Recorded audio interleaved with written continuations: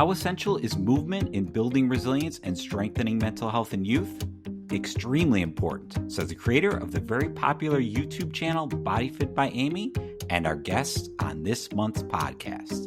I'm Tom. And I'm Jeannie. We are a brother-sister team who are passionate about providing parents, teachers, and coaches with ideas and strategies to help kids and teens build their resilience and achieve their potential in a healthy, fulfilling way.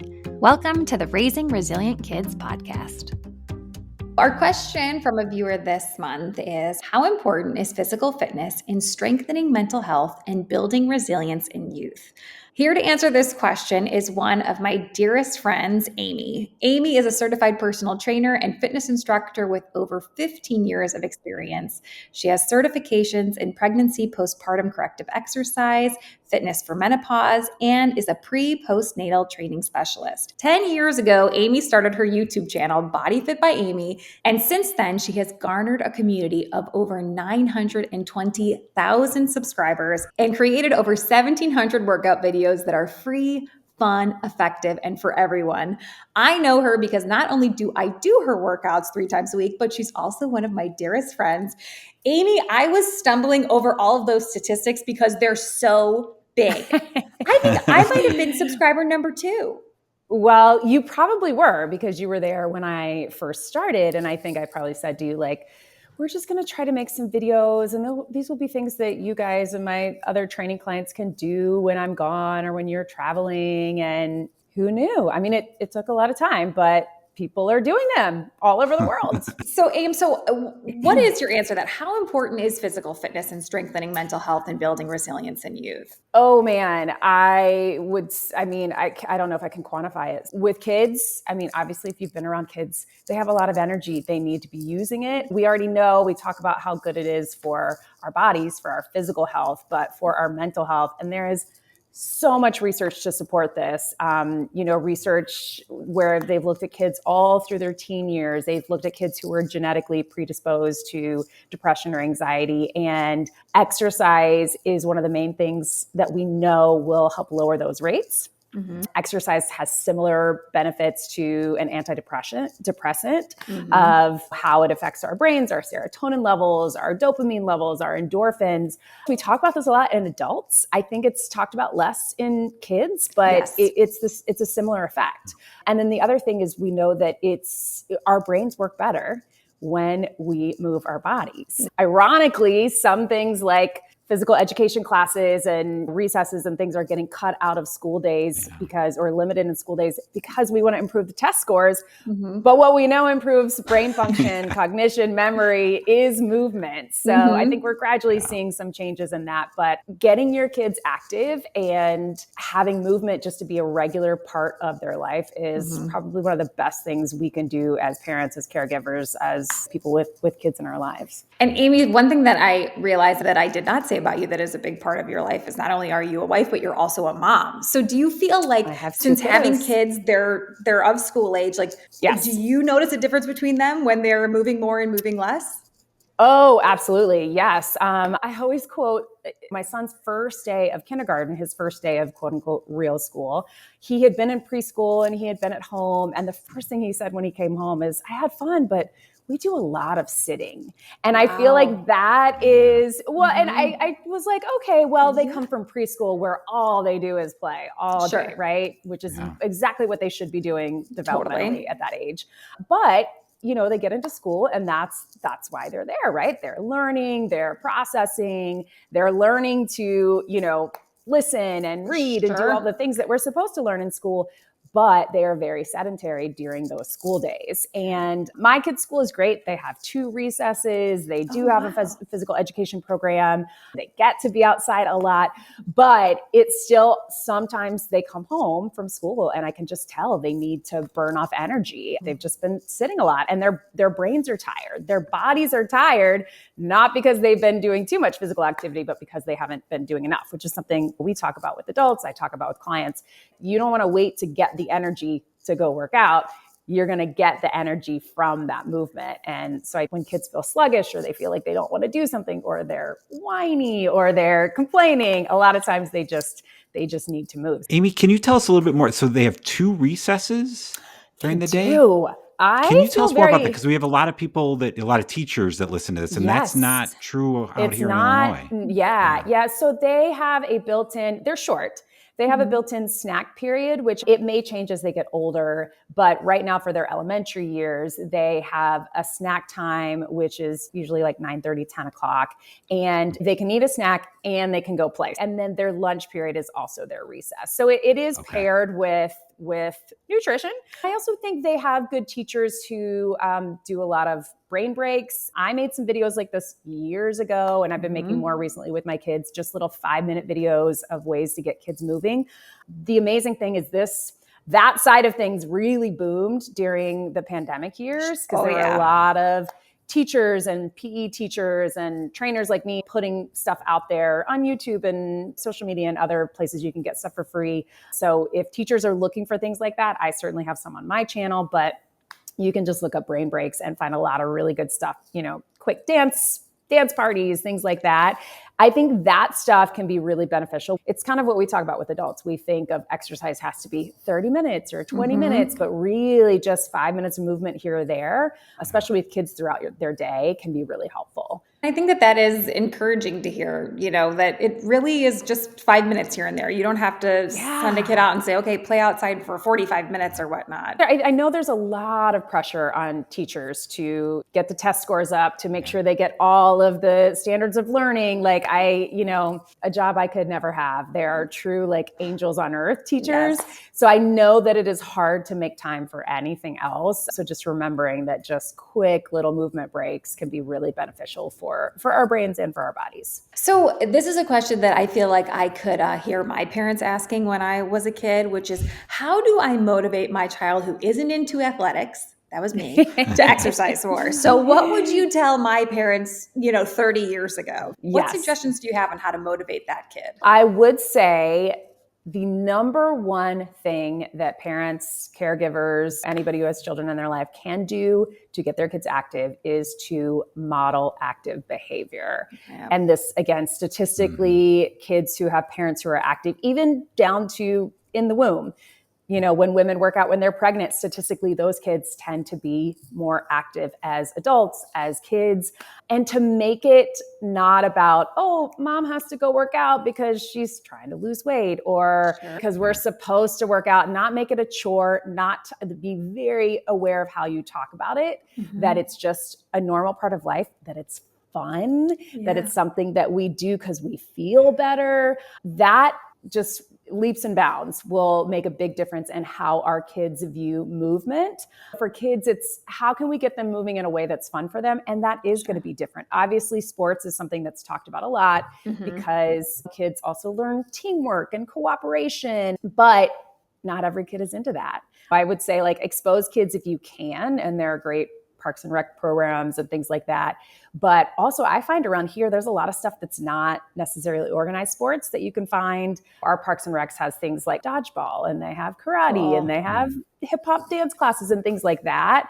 And then just finding ways to really make movement fun at home. So with my kids, speaking of dance, we always do an after dinner dance party. We take turns picking the music. And I'll be honest, some days they're not into it. Some days they're like, oh no, but some days we crank up the music, and we will sometimes play a game where it's like, okay, somebody's in the middle. We copy what they're doing. Okay, who can do this the fastest? Okay, we need to clean up the living room. Who can move their shoes to the right place and their clothes in the hamper as quickly as we can? My kids, if I say, let's go take a walk, they might be like, I don't think so. But if I say, hey, let's go take a walk and make it a scavenger hunt, and let's make a list of all the things that we're going to look for on the walk. And I don't want parents or caregivers to think that I have to get super creative. It's like one more thing that I'm supposed to plan for my kids. They can be super simple. There's also a lot of really good games now that get you super active. My kids love to play Twister, or even charades, something that you don't think of as oh, that's a movement game, but it really is. You are so creative. You have this fitness background, but you also have this arts background. You came up with such great suggestions there. But for maybe the parent or the teacher that is I can't think about that stuff. You created those brain break videos, which I know you talked about earlier. So tell us a little bit about that. What made you want to do that? And tell us about those videos. The very first ones I did were probably 10 years ago. And I had a client at the time who was a kindergarten teacher. And she asked me specifically if I could make some for her because she was like, you know what I need is these 5 and 6-year-olds are just, they're, moving in their seats. They can't sit. They need to get active. Can you just make me something that's 5 minutes long for them to get up out of their seats and be able to get moving? There's so much research behind kids learn better when they're active. I've done a lot to incorporate what we call like cross body movements, things that we do in exercise anyway, crossing right side and left side of our body, what that does to stimulate our right side and our left side of our brain. They're communicating really quickly in those movements. So they're getting a lot of activity, which is going to, again, get you ready to learn, ready to listen, to focus. And then just anytime we move our bodies, we get more blood and more oxygen flowing throughout all of our bodies. But our brain loves that. Our brain loves oxygen and blood flow. So the more we can do that, the better we are to learn, the more focused we can be, better concentration, better cognition, better memory.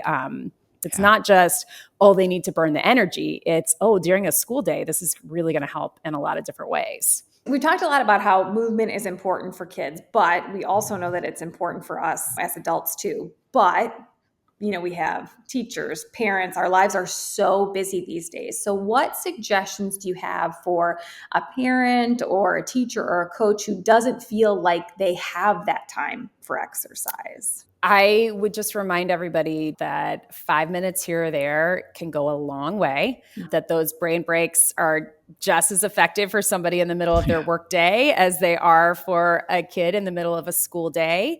I have tons of workouts on my channel that are 10 minutes long, 15 minutes long, some with no equipment, some with limited equipment, some that are all standing. We kind of grew up with this idea that exercise had to be a 60-minute class or a 45-minute run. And we just know that that's one, for most people, that's not sustainable. Yeah. And two, that our bodies, the recommendations for adults is the 150 minutes or 5 days, 30 minutes a day of moderate to vigorous exercise, meaning just something that gets you a little out of breath, raises your heart rate, raises your body temperature.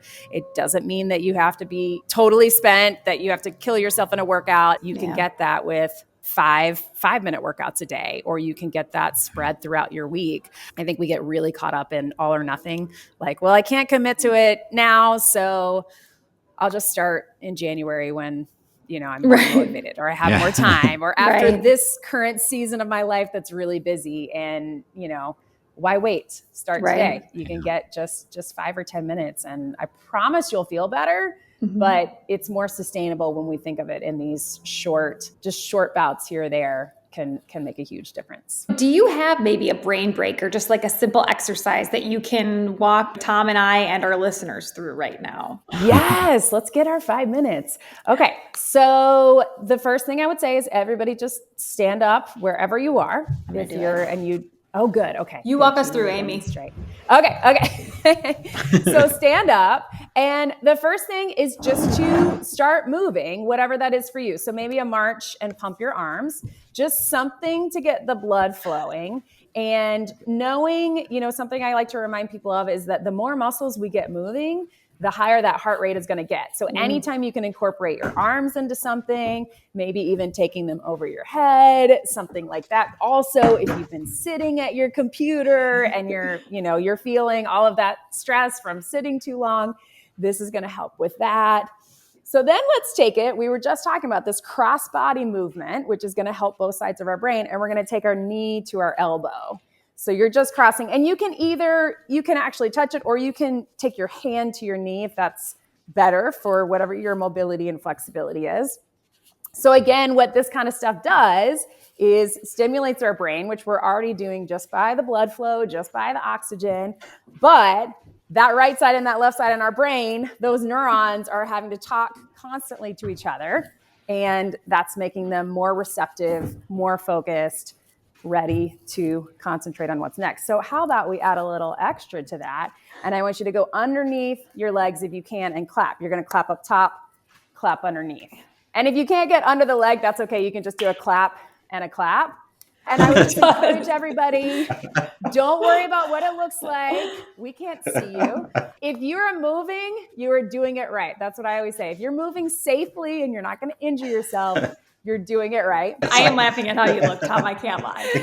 Listen, But we're moving. That's what matters. You're moving. And that is, I want everybody to just remember that. Remember my voice in your head. As long as you're moving, you're doing it right. That's all that matters. And you could, again, I have brain breaks like this, but you also could just make yourself a little list.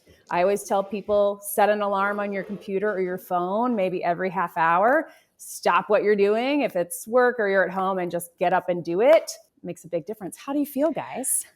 I feel great. Definitely more energy. And what's nice about that is I'm not, crazy sweaty, because that's one thing is either school day or in the office, you want to take a break, but you don't want to get all sweaty and then just feel disgusting the rest of the school day or whatever it is. So Amy, you've given so many wonderful nuggets of knowledge. Are there any final thoughts or words of advice that you have for our listeners? I think I would just encourage everyone that fitness, movement, activity does not have to be complicated. It does not have to mean spending thousands of dollars or thousands of hours. I made a whole business on this of home workouts, and my goal with that was just to make fitness accessible to everybody, because I feel like it's the biggest barrier for most people is time and money, right? I have a whole YouTube channel of over 1,500 videos of things that you could do at home, but there's also a lot of other great free resources out there. And when you do it, your kids are going to see you doing it. When your kids see that it's a normal, healthy part of life, that it's something you enjoy doing, that it's not a means to an end. It's just something that we all do because we like it. And certainly you can still talk to your kids as they get older in age-appropriate ways of the importance of movement and why we need it. But I think the most important thing is that it just becomes a part of your life, and it doesn't have to be overcomplicated. Every little bit helps. Every 5 minutes here or there is activity that you wouldn't have gotten otherwise, and your brain and your body will thank you. That's awesome. Amy, thank you so much again to our listeners. I highly recommend checking out her YouTube channel, BodyFit by Amy. I really do work out with my best friend 3 times a week, do her videos, and at almost 40, I'm like my strongest that I've ever been. And so I appreciate you as my fitness person, but also as my friend. And just thank you so much, Amy, for being on the podcast. Thank you, Amy. Of course. Well, I love you, Jeannie. And I really have loved watching what both of you have done, but Tom, with your company and everything that you guys have done over the years, I think it's just together we're making the world healthier and happier. That's what I like to think. Woo, that's right. That's right. Thanks so much, Aim. Thank you. Thanks for having me. Okay, Tom, so how cool is my friend? She's pretty cool. I knew that from a long time ago when we first did the program for nursing students together. So she helped tremendously with that on building resilience in nursing students. So, I live out in California, right near Hollywood, and have worked in entertainment for a long time. And sometimes you see people become really successful and they're like, fine human beings. Some of them are more questionable than others. And she's just one of those people. Watching her succeed has been so exciting. And it makes me feel good because I'm like, wow, this is a really good person who deserves every single ounce of success that she gets. When we were personal training just by ourselves is exactly who thousands of people watch every single day. Like there is no difference. She is who she is. And I'm so grateful she's my friend. She's the best. Yeah, that's awesome. Well, what was I know you have heard a lot from her in the past. What was your main takeaway from this conversation? The biggest thing, and this is kind of her slogan, and it's one of the reasons why I really enjoyed training with her when I was young and still now to this day, close to 40, is her slogan is be where you are today. And she really talked a lot about that throughout our conversation of millennials, probably Gen Xers. We grew up where you have to do 45 minutes. You have to run 10 miles in order to make the workout worth it. And we have to change that frame of mind. And I love how she's like, 5 minutes is enough. 10 minutes is enough. Just doing it is important. And being wherever you are today, it's such a good reminder. Really, when you're working out or when you're doing anything in life, it's be where you're at today. I agree. That was a good one.